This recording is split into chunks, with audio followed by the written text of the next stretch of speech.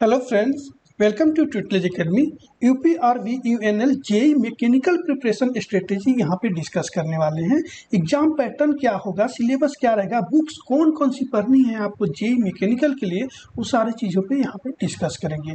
किसी भी एग्जाम को प्रिपरेशन करने से पहले प्रिपरेशन प्लान होना बहुत ज़रूरी है। एक बार प्रिपरेशन को प्लान कर लेते हैं तो बहुत सिंपल तरीके से और कम टाइम में ज़्यादा अच्छे तरीके से प्रिपरेशन आप कर सकते हैं। तो इस चीज़ पे हम लोग आगे डिस्कस करेंगे, तो एंड तक इस वीडियो में बने रहेगा। और मैकेनिकल इंजीनियरिंग का आप किसी भी कॉम्पिटिटिव एग्जाम का प्रिपरेशन कर रहे हैं तो आप हमारा ट्यूटलेज एकेडमी एप्लीकेशन को डाउनलोड कर सकते हैं, और या फिर कोर्स से रिलेटेड कोई भी क्वेरी हो तो आप इस नंबर पर कॉल कर सकते हैं या व्हाट्सअप कर सकते हैं। और ट्यूटलेज एकेडमी एप्लीकेशन का लिंक दिया गया है वीडियो के डिस्क्रिप्शन में, वहाँ पे क्लिक करके डायरेक्ट भी आप डाउनलोड कर सकते हैं। तो चलिए सबसे पहले बात करते हैं एग्जाम पैटर्न पे, जो 90% स्टूडेंट को आप सभी को पता है। फिर से एक बार देख लीजिए, कुछ स्टूडेंट को नहीं पता हो। तो एग्जाम पैटर्न इस तरह से है। एग्जाम मोड जो है वो सीबीटी होगा, ऑनलाइन एग्जाम होगा, ये आपको पता है। मीडियम जो रहेगा इंग्लिश और हिंदी रहेगा, दोनों मीडियम में पेपर आपको रहेगा। टोटल टाइम जो है 3 आवर्स यानी 180 मिनट्स का टाइम रहेगा। क्वालिफाइंग मार्क्स है, मतलब उसमें कितना स्कोर करना है, minimum score 33% for on reserve OBC EWS और 28% फॉर एससी एसटी, जो कि यूपी के डोमिसाइल कैंडिडेट होना चाहिए, वही एससी एसटी उनको ही रिजर्वेशन मिलेगा।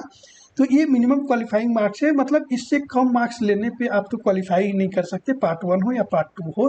बट ऐसा नहीं है कितना मार्क्स ले लेने पे सिलेक्शन हो जाएगा। ये कॉम्पिटिटिव एग्जाम है तो इसकी मेरिट लिस्ट के हिसाब से सिलेक्शन होता है। ओके, तो देखिए पार्ट 1 जो है टेक्निकल, इसमें आपको पता है 150 क्वेश्चन एमसीक्यू का है, जो कि बहुत ज़्यादा मतलब क्वेश्चन है। टेक्निकल पार्ट बहुत ज़्यादा कवर कर रहा है, तो टेक्निकल को बहुत अच्छे से आपको प्रिपरेशन करना होगा। उसके बाद पार्ट 2 पे आते हैं नॉन टेक्निकल, जिसमें 50 एमसीक्यू रहेगा, 50 क्वेश्चन रहेगा। ओके, ये भी इंपॉर्टेंट है एग्जाम को क्वालिफाई करने के लिए। मार्क्स जो रहेगा 1 मार्क्स रहेगा पर क्वेश्चन के लिए, और निगेटिव मार्किंग 1/4 यानी 0.25 मार्क्स डिडक्ट होगा कोई भी क्वेश्चन आपका रॉन्ग होता है तो। ओके, अब बात करते हैं सिलेबस के ऊपर। तो पार्ट 1 जो है टेक्निकल का सिलेबस क्या रहेगा, तो यहाँ पे मैं सिर्फ मैकेनिकल इंजीनियरिंग का बताने वाला हूँ, जो कि पहले ही बता चुका हूँ, क्योंकि मैं मैकेनिकल इंजीनियरिंग को पढ़ाता हूँ, तो इसलिए इसी के बारे में मुझे पता है। ओके, बाकी नॉन टेक्निकल का बता दूंगा जो सबके लिए काम आएगा। ओके, तो देखिए पार्ट 1 में आपका मैकेनिकल इंजीनियरिंग, जो कि 150 क्वेश्चन 150 मार्क्स के लिए ये कवर करेगा, बहुत ज़्यादा इंपॉर्टेंट है।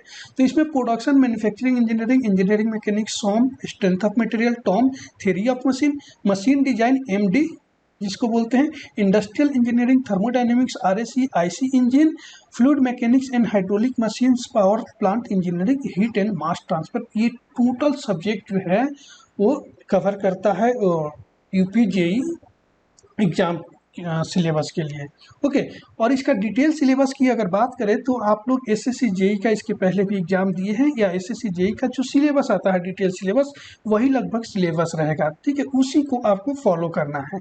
डिटेल सिलेबस जो अंदर क्या क्या आता है ये आपको पता है, या फिर आप डिप्लोमा में आप पढ़े हैं, मैकेनिकल में जितने सब्जेक्ट पढ़े हैं, जो जो सब्जेक्ट है वो टोटल सब्जेक्ट सिलेबस में रहेगा, जैसे इसके एडवर्टाइजमेंट पे लिखा हुआ है। ओके, जो अगर एसएससी जेई का सिलेबस देखते हैं तो उसमें 2 चीज़ें नहीं है। एक क्या है, इंडस्ट्रियल इंजीनियरिंग नहीं है, जो कि आपको पढ़ना है यूपी के लिए।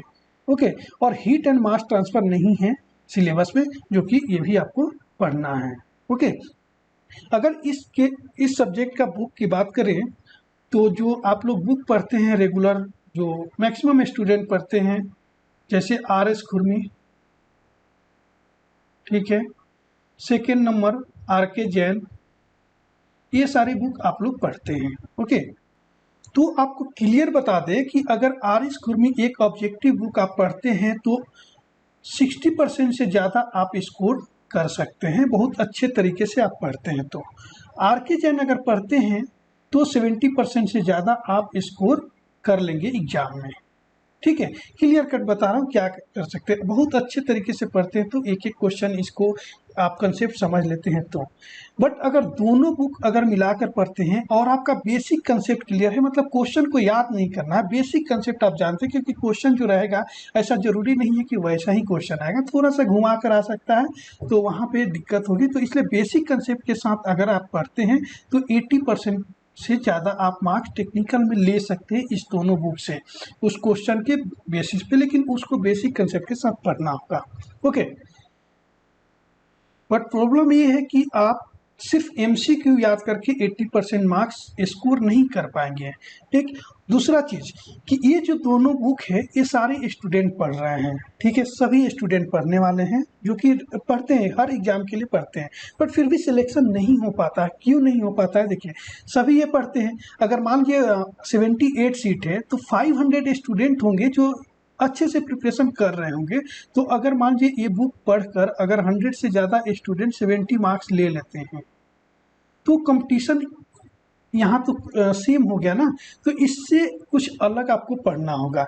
इसके साथ साथ आपको क्या होगा कि यूपी जेई का प्रीवियस ईयर पेपर जो है उसका बुक कहीं मार्केट में अगर मिलता है तो ले सकते हैं। अभी तक मुझे मिला नहीं है और मैं देखा नहीं हूँ, अगर मिलेगा तो मैं बताऊंगा आपको, या नेट पे अगर मिल जाता है प्रीवियस ईयर पेपर तो उसको सॉल्व कीजिए ताकि उससे समझ में आएगा कि क्वेश्चन कैसे पूछा जाता है। फोर्थ नंबर पे जो कि मैं हमेशा हर एग्जाम के लिए बताता हूँ, एसएससी जेई का प्रीवियस ईयर क्वेश्चन जो है उसको सॉल्व करिए तो आपके कुछ कंसेप्ट और क्लियर हो जाएंगे।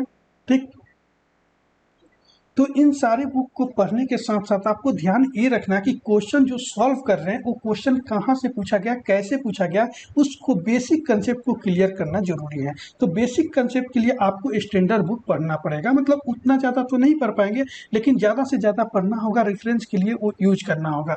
या फिर कोई भी कोर्स अगर कहीं भी ज्वाइन किए हैं तो वहाँ से बेसिक कंसेप्ट आप क्लियर कर लेते हैं तो ज़्यादा बेहतर होगा। एग्जाम क्रैक उन्हीं लोगों का होता है। 5 से 10 मार्क्स का डिफरेंस रहता है जो एग्जाम क्रैक कर लेते हैं या जो एग्जाम नहीं क्रैक करते, उनका 5-10 मार्क्स या 2 मार्क्स ही कम रहता है, इससे ज़्यादा नहीं रहता। तो जो क्रैक करते हैं उसमें डिफरेंस यही रहता है कि वो बेसिक कंसेप्ट से इतने अच्छे से पढ़ लिए होते हैं कि क्वेश्चन कैसा भी पूछे तो उसका आंसर कर देते हैं। बाकी अगर रट्टा मार देते हैं सिर्फ इसका एमसीक्यू, आरएस खुरमी और आरके जैन का, तो सिलेक्शन उतना पॉसिबल नहीं है, मुश्किल है। ओके, तो इस तरीके से आप पढ़ सकते हैं। तो बेसिक कंसेप्ट पे आपको ज़्यादा ध्यान देना होगा। ठीक है, बाकी ये बुक बता दिया, यूपी जेई का प्रीवियस ईयर पेपर कहीं से भी जुगाड़ हो वो आप लोग जरूर ले लीजिएगा। और एसएससी प्रीवियस ईयर पेपर ये तो हर जगह अवेलेबल है, इसको सॉल्व करेंगे तो आपके ज़्यादा कंसेप्ट और क्लियर हो जाएंगे। ओके, और इसका डिटेल सिलेबस भी और इंडस्ट्रियल इंजीनियरिंग और हीट एंड मास ट्रांसफर का आगे मैं वीडियो में देने वाला हूँ। अब बात करते हैं पार्ट 2 पे। पार्ट 2 जो नॉन टेक्निकल है जिसमें 50 एमसीक्यू पूछा जाएगा। ओके, तो पार्ट 2 जो नॉन टेक्निकल है इसमें जनरल हिंदी, जनरल नॉलेज और रीजनिंग है। ओके, एप्टीट्यूड मैथमेटिक्स जो है वो भी आ सकता है। ठीक, इसमें दिया नहीं है बट अगर उसको भी बीच बीच में थोड़ा बहुत देखते रहना है। अब जनरल हिंदी के लिए अगर बात करें तो आदित्य पब्लिकेशन का एक बुक आती है, आदित्य पब्लिकेशन प्रयागराज। ठीक है, तो उसमें यूपी में जो भी एग्जाम होता है हिंदी का तो उसमें क्वेश्चन, उसके प्रीवियस ईयर क्वेश्चन दिया हुआ है, तो उसको आप रेफर कर सकते हैं। सिलेबस जानने की जरूरत नहीं है इतना, बहुत सारे एग्जाम यूपी में जो होता है वो हिंदी का जो पूछा जाता है सभी एग्जाम में कॉमन ही आता है। डिटेल अगर सिलेबस की बात करें तो वो बुक ले सकते हैं हिंदी के लिए, और हिंदी में भी पास होना जरूरी है तो वो अच्छा रहेगा, आप ले लेंगे। जनरल नॉलेज के लिए आप लोग लूसेंट ले सकते हैं, 2021 नया ले लीजिएगा। अगर 2020 का है तो भी चलेगा, 19 तक ठीक है, 2019 तक भी होगा। ज़्यादा अगर आपके पास पुरानी हो, क्योंकि हर स्टूडेंट के पास ये बुक होती है, तो थोड़ा सा उसको नया ले लीजिए। उसके बाद दूसरा जो बुक है अरिहंत पब्लिकेशन का, ठीक है, उसका बुक ले सकते हैं बाय मनोहर पांडे। ये बुक ले सकते हैं जनरल नॉलेज के लिए। ओके, और एक चीज़ और बता दूं, जनरल हिंदी के लिए लूसेंट का ही हिंदी जो है वो भी आप ले सकते हैं, उससे आप कंसेप्ट जो है हिंदी का वो क्लियर कर सकते हैं। और आगे रीजनिंग की बात, तो रीजनिंग का भी प्रीवियस ईयर पेपर जो यूपी में बहुत सारे एग्जाम जो होते हैं, यूपी पुलिस, एसआई, कांस्टेबल, तो उसमें भी रीजनिंग आता है, तो उसके प्रीवियस ईयर पेपर को सॉल्व कीजिए। अगर जेई का आप मिलता है तो वो भी सॉल्व कीजिए, और यूपी का जो भी एग्जाम के प्रीवियस ईयर पेपर का बुक मिलता है मार्केट में जिसमें रीजनिंग का प्रीवियस ईयर सॉल्व कराया हो, उससे रीजनिंग को क्लियर कीजिए। और एसएससी जेई का भी जो प्रीवियस ईयर आप पेपर सॉल्व करेंगे रीजनिंग का, तो उससे भी रीजनिंग का आपको कंसेप्ट हो जाएगा और उतने से हो जाएगा। और सिलेबस इसमें डिटेल में जानने की उतनी ज़रूरत नहीं, क्योंकि रीजनिंग जो होता है सारे एग्जाम में लगभग सेम होता है। ओके, तो वही आप प्रीवियस ईयर पेपर को सॉल्व करेंगे तो उससे समझ में आ जाएगा कि आपको रीजनिंग क्या क्या पढ़ना है। ओके, और फ्रेंड्स अगर आप मैकेनिकल इंजीनियरिंग से हैं तो सिलेबस, बुक्स और कोर्स का कोई बहुत ज़्यादा टेंशन लेने की ज़रूरत नहीं है। आप हमारे ट्यूटलेज एकेडमी पे एक नॉमिनल अमाउंट पे करके कोर्स को ज्वाइन कर सकते हैं, और ये सारी चीज़ें जो है मैकेनिकल इंजीनियरिंग का, वो चीज़ आप बेसिक कंसेप्ट के साथ वहाँ पे प्रिपरेशन कर सकते हैं एक सीक्वेंस में, और कम से कम टाइम में बहुत अच्छे तरीके से आप प्रिपेयर हो जाएंगे एग्जाम के लिए। तो मैकेनिकल इंजीनियरिंग का हमारे ट्यूटलेज एकेडमी पे ऑलरेडी फुल कोर्स है जो कि सभी एग्जाम के लिए कॉमन है। वो कॉमन ही रहता है कि आप कोई भी एग्जाम लेते हैं तो मैकेनिकल इंजीनियरिंग का जो स्टैंडर्ड बुक भी पढ़ते हैं तो वो सफिशिएंट है सभी एग्जाम के लिए। ऐसा जरूरी नहीं होता है कि हर एग्जाम के लिए अलग अलग बुक पढ़ना है। हर एग्जाम का पैटर्न को समझना जरूरी होता है, बाकी कंसेप्ट और क्वेश्चन एक ही टाइप से आता है। तो आप बेसिक कंसेप्ट क्लियर करते हैं, क्वेश्चन को सॉल्व करते हैं, तो सभी एग्जाम के लिए वही पैटर्न, वही उसी टाइप से क्वेश्चन आता है, आसानी से आप सॉल्व कर सकते हैं। और बाकी जो पार्ट 2 है जो ये आपको सेल्फ स्टडी ही करना होगा, इसके लिए कोई क्लास नहीं है। बाकी जो भी आएगा इसके में इम्पोर्टेंट क्या क्या पढ़ना है आगे भी मैं अपडेट आप लोगों को करते रहूँगा। तो आप इस तरीके से प्रिपरेशन कीजिए, इस पे टाइम दीजिए, 8 to 10 आवर्स आप डेली पढ़िए, क्योंकि बहुत अच्छी वैकेंसी है इसमें, और जॉब भी अच्छा है, सैलरी भी इसकी अच्छी है, आपको जैसे पता है। तो इसकी प्रिपरेशन अभी से चालू कर दीजिए। एग्जाम का ध्यान मत रखिए कि एग्जाम कब होने वाला है, मतलब इसमें ज़्यादा नहीं सोचना है कि एग्जाम हो नहीं रहा है या कब होगा। आपको प्रिपरेशन जारी रखना है कि अगर 15 दिन बाद भी अगर एग्जाम हो जाए तो आप उसके लिए प्रिपेयर रहिए।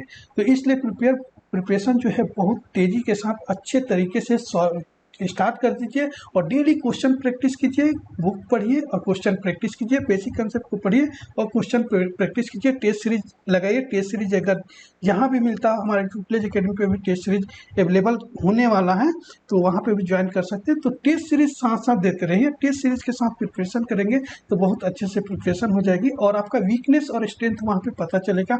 आपको कौन से एरिया में वीक है या मार्क्स कट रहा है, उस एरिया को आप पर्टिकुलर टॉपिक को आप कवर करेंगे और बहुत अच्छे से उसको भी आप कंसेप्ट को क्लियर कर लेंगे। फिर दूसरी बार जब अटेम्प्ट करेंगे आप क्वेश्चन तो आपका कोई रॉन्ग नहीं होगा।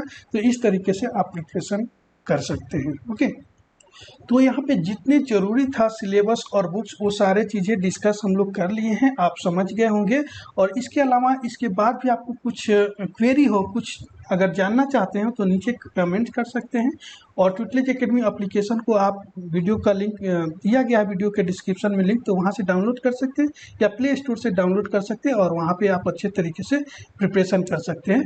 ऊपर नंबर दिया हुआ है जो आपको नंबर स्टार्टिंग में ही बताया गया था, तो उस नंबर पे आप व्हाट्सअप कर सकते हैं या कॉल कर सकते हैं कोर्स से रिलेटेड कुछ भी क्वेरी हो तो। और यूपी जेईई से रिलेटेड कोई भी इंफॉर्मेशन नया आता है तो वो आपको अपडेट करते रहेंगे टाइम टू टाइम, तो इस चैनल के साथ भी आप जुड़े रहेगा। और इस वीडियो को ज़्यादा से ज़्यादा अपने दोस्तों के बीच जरूर शेयर कीजिएगा और लाइक जरूर कर दीजिएगा। Thank you for watching this video.